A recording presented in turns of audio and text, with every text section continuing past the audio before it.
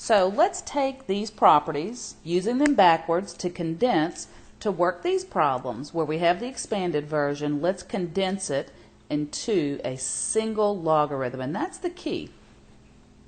Keep that in mind. Your answer is going to have a single logarithm written, not multiple logarithms, a single logarithm. So let's check this out. There's an addition. Addition tells me that the arguments in these two logs, this one and this one, those arguments were originally multiplied. So I'll take this and make it the log of the 2 times the 32.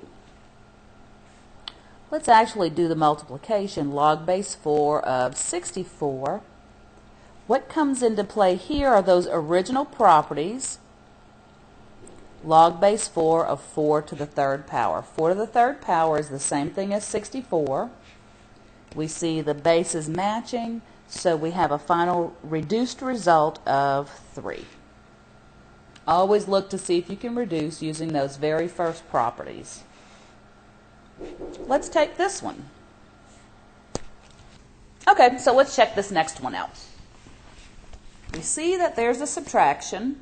And from our properties, we know that a subtraction originally came from something that was divided. The log of two things that are divided splits up with subtraction. That means these two guys were originally divided. That means we'll take this argument and divide it by that argument and combine it. The key word here is a single logarithm. So it'll be 2x plus 6 divided by x, and it's the log of that single quantity. We don't do anything else with it, just leave it as it is. You're going to have a tendency to want to do this, but this is going to be a mistake, so let me write it in a different color.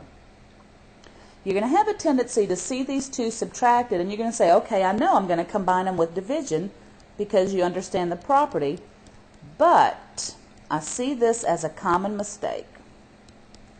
You want to put a log over a log, and if you look back at the property, it's not a log on top of a log, it's a log of two things divided that get split up with subtraction. Be careful, that's not what you want to do. If you always go back up here to the word single, your answer has to have a logarithm as a single unit in the result. Single log.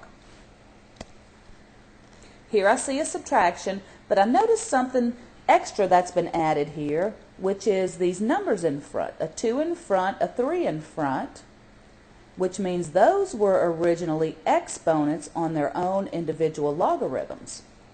Always start there first. So this will be ln x squared minus ln y cubed. Bring those coefficients up as exponents. Now let's take that division, knowing that it means we're going to subtract, knowing that it means we're going to divide, and let's put it together as a division. ln x squared over y cubed. Nothing else we can do with that, just leave it as it stands. Let's look at this next one. We've incorporated some coefficients, so that means the coefficient goes back up on the argument that's inside the logarithm.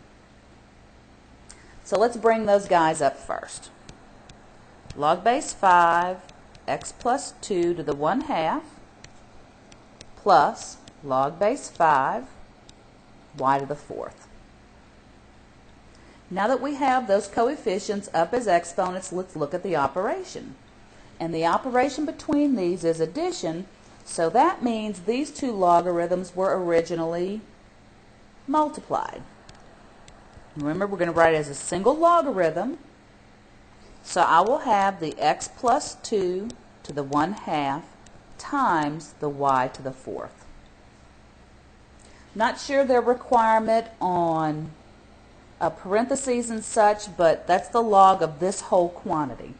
And I'm not real sure about their requirement if they want us to change that 1/2 back to a square root, but we can do that. It would be the square root of x plus 2 times the y to the 4th.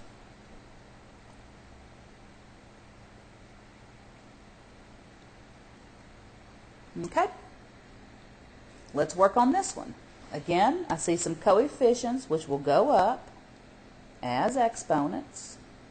Let's take care of that part first. Log base A of x to the 1/3 minus log base A of y to the 3rd minus log base A of z to the 5th. So each up as an exponent. Now let's look and see how this is going to combine. I notice that there's a negative here and a negative here, are two subtractions. If we look on the previous page, when we ended up with a problem that had two subtractions, that means those two pieces were in the denominator. Those two subtractions indicate those two pieces were in the denominator. Here's a quick way to do this when you have a string of terms such as we have here. Anybody who is plus, who is positive, will go on the top. Anybody who has a negative will go on the bottom. If I follow those rules, then that'll get everybody in the right positions. So taking these three pieces, putting them together as a single logarithm, I'm going to have an x to the 1/3, which is a cube root of x on the top, and two pieces on the bottom, a y cubed and a z to the 5th. And that's all that's multiplied there at the bottom.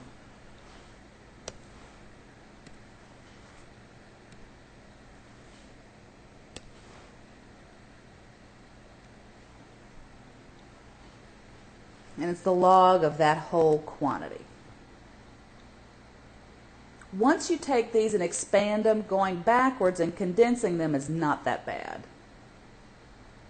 Another important result that we see here in this particular section, or not necessarily a result, but a formula, which is very useful for those logarithms that we couldn't do on our calculator, it's called the change of base formula. This allows us to change the base of a logarithm from one that our calculator won't do. Let's say that's a base B, that our calculator will not perform, to a base A that our calculator will recognize. When we change it, we want to make sure we change it to either base E or base 10, because those are the two that the calculator recognizes. It's just a matter of putting a log on top of a log of the brand new base you want to change it to, and you put the m in the numerator, the b in the denominator, and those become your arguments inside your logarithm. It's real easy to do. We'll pull the calculator up once we get them set up, but this will allow us to do a log on our calculator that we couldn't do otherwise. Let's look at log base 2 of 32. Let's do this the old way, recognizing that 32 is 2 to the 5th power. The bases match, so they cancel, and I'm left with 5. Let me show you that if I could not have done that by hand, I could have used this change of base formula. So let's change it to a base that the calculator will do. It will do ln's. So I could change this to an ln of 32 over an ln 5.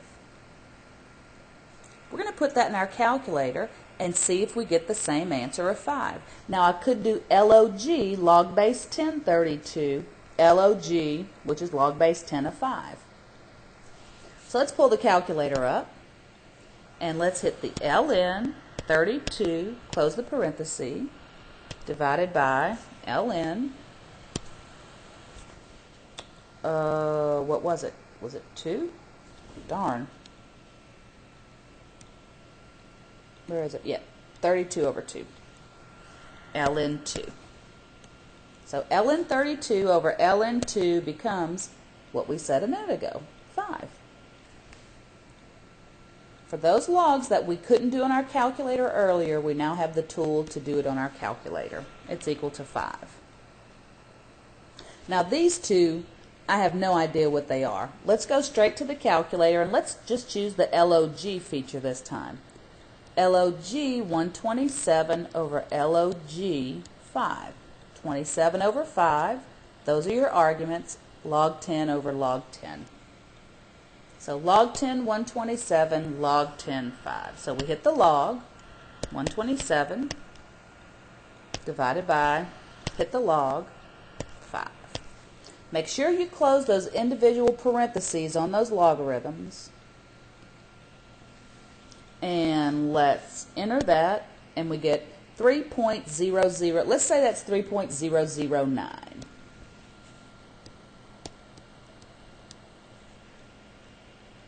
Finally, let's do this last one. We'll do with LNs. ln 95 over ln 6. ln 95 divided by ln 6. 2.541.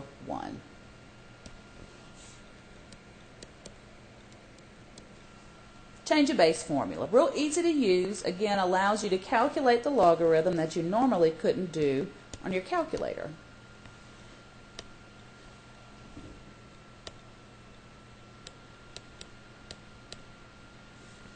And now let's just simplify using the properties and laws, I guess I should say, but I think we call them all properties of logarithms here with these problems. Always keep in mind, if you can make the bases match, they'll cancel out. And that's kind of the way I think about this when I'm doing it. Right here, I'm looking and seeing, is there any way to make those bases match? Is there any way to make those bases match? 4 is the same thing as 2 squared. 8 is the same thing as 2 cubed. If I can rewrite it where my bases match, all that stuff cancels out, and I'm left with this 3 up front times the 2 that comes from the simplified result minus the 3. 6 minus 3 is 3.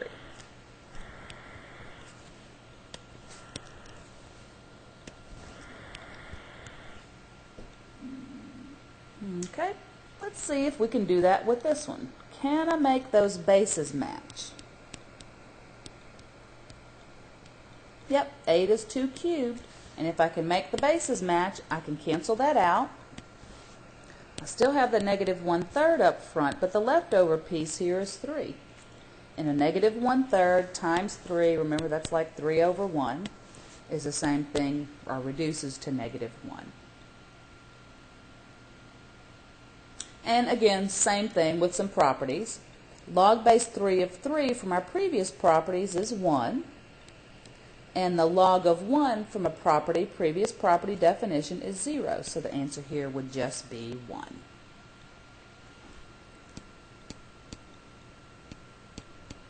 So here's the assignment. Make sure you look at that critical thinking, because I believe it has some true-false that you want to go over, just to make sure you understand the properties. And that's it.